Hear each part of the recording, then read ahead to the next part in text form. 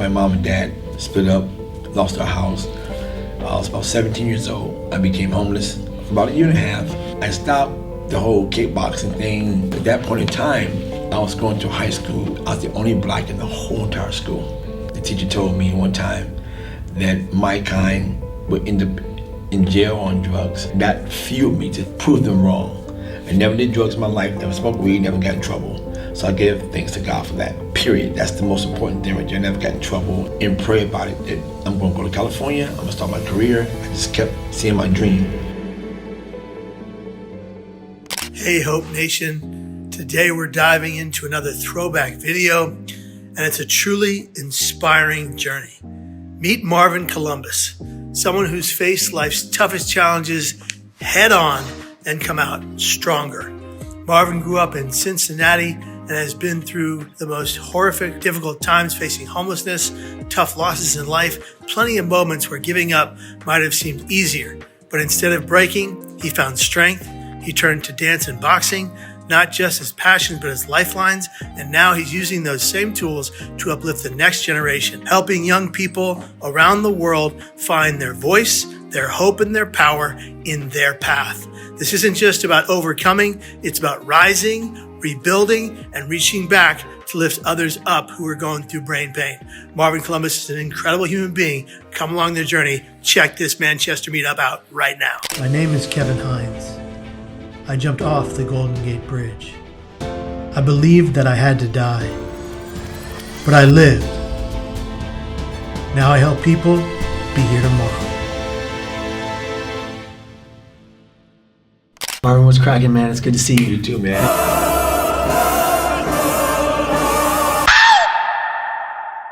I see a lot going on right now in the world with a lot of young people suicide and stuff like that.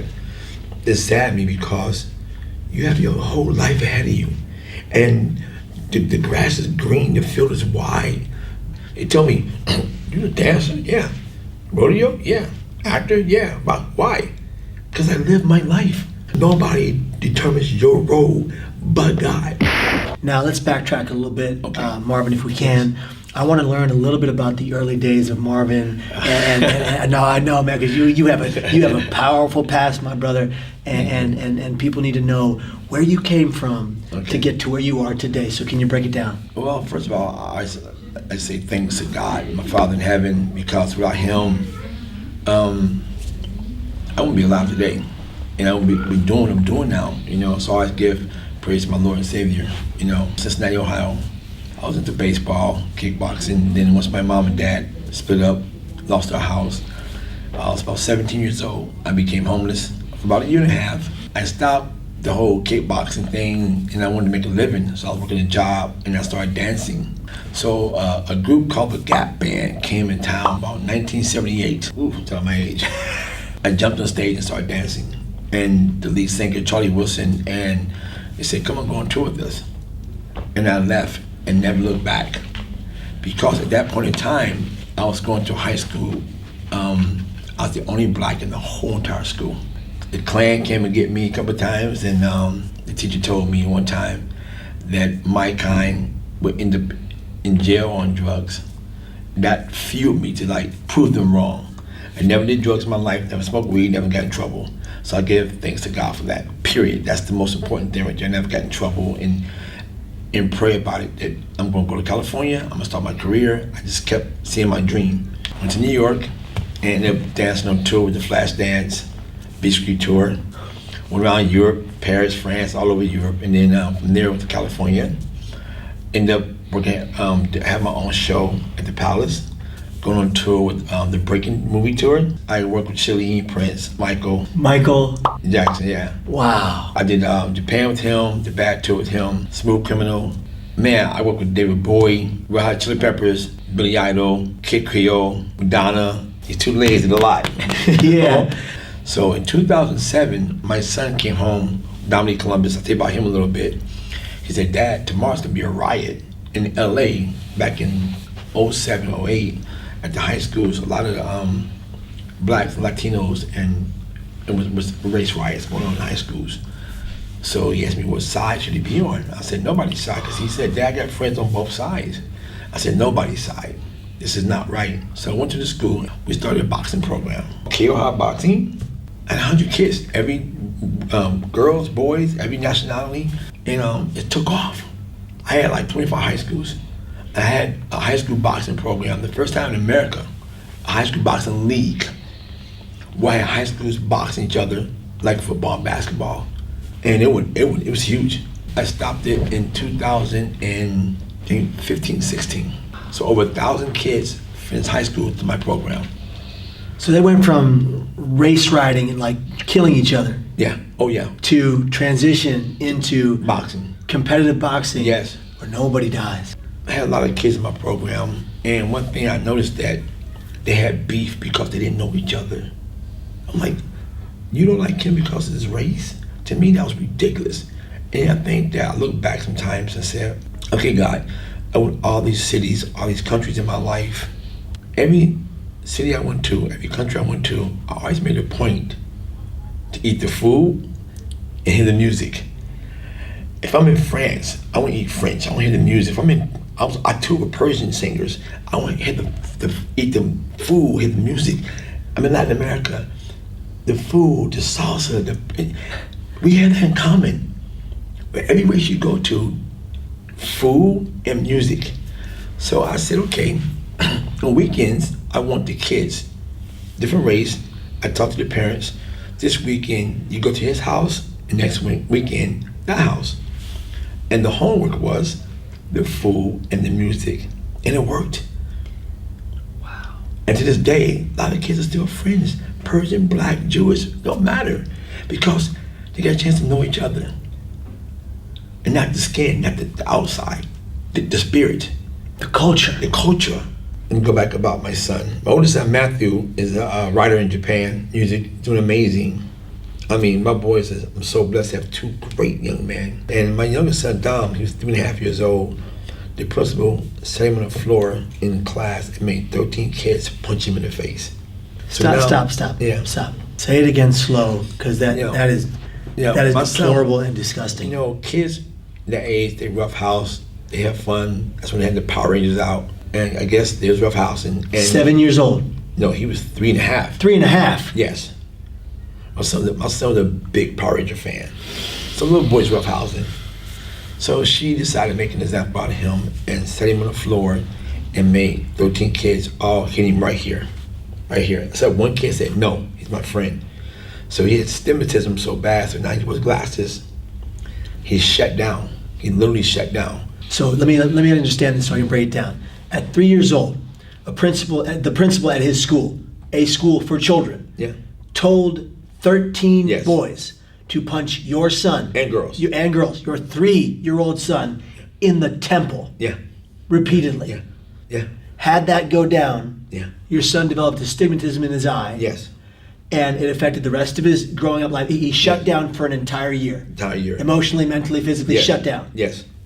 So he got 8 years old, 9 years old. He wanted to do track and field. And I said, okay, fine. He just excelled. Because me being there for him and me having him around horses gave his confidence back up. I saw him as his confidence came back up. And he became 3rd nation high jump, 5th nation platform diver. He was nationals in boxing. And then he finished high school, got a full scholarship for diving. He said, Dad, I'm gonna be an actor. I'm like, what? What are you talking about? You got a scholarship. I said, Dad, I don't be no diver. I was upset. This is his life, not mine. So he finished film school, theater arts, and he auditioned for Ray Donovan on Showtime, my favorite show.